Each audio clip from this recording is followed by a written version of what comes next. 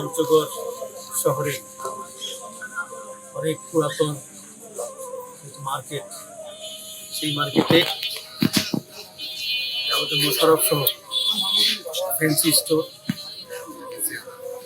যে অগ্নিসংযোগ হয়েছিল এবং এই দুর্ঘটনায় অনেক ক্ষয়ক্ষতি হয়েছে। মোটামুটি 3টি দোকান একেবারে ভূষীভূত হয়ে গেছে, ছাই হয়ে গেছে, আর 2টি দোকান সেখানেও অগ্নি লেগেছিল, বাট সেখানে ক্ষতিটা কম হয়ে গেছে।